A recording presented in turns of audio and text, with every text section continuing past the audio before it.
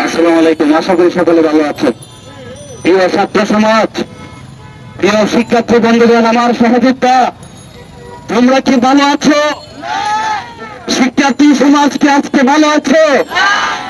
শিক্ষার্থী সমাজ আজ ভালো নাই। কি অন্যায় করেছিল আমার ছাত্র সমাজ? কি রূপ করেছিল? কোন আইটি থেকে আর আইটি মতো নষ্ট হয়েছিল? আমরা রাষ্ট্রের কাছে বারবার দাবি জানিয়ে আসছি, আমরা তো কোনো চাকরি চাই না, আমরা তো কোনো প্রণোদনা চাই না। আমরা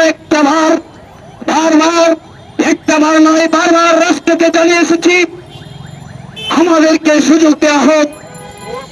আমরা মনে যাই সেই ছাত্র সমাজকে তারপরেই আমরা উন্নত সমৃদ্ধ বাংলাদেশের স্বপ্ন দেখি।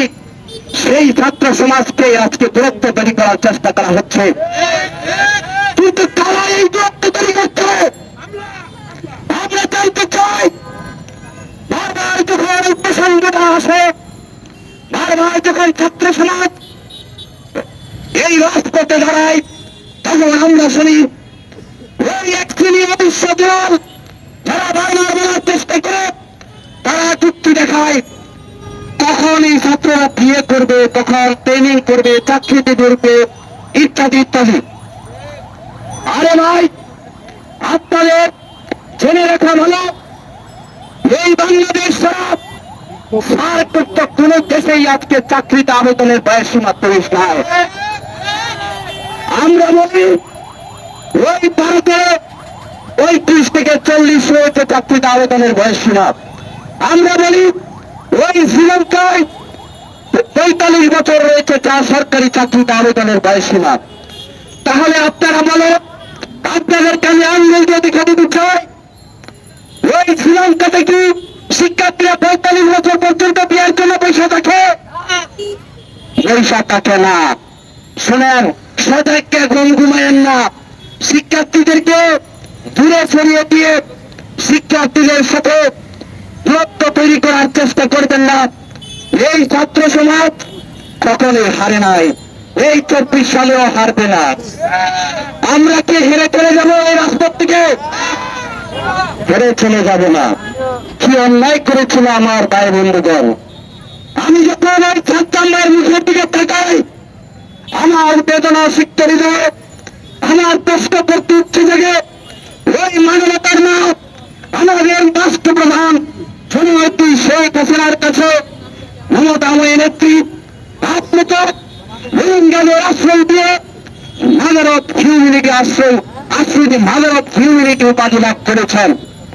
আমরা আপনাকে আমার বাংলাদেশ করতে চাই, আমরা বঙ্গবন্ধু সোনার বাংলাদেশ করতে চাই, কিন্তু আপনি আমাদেরকে একটা সুযোগ দিন।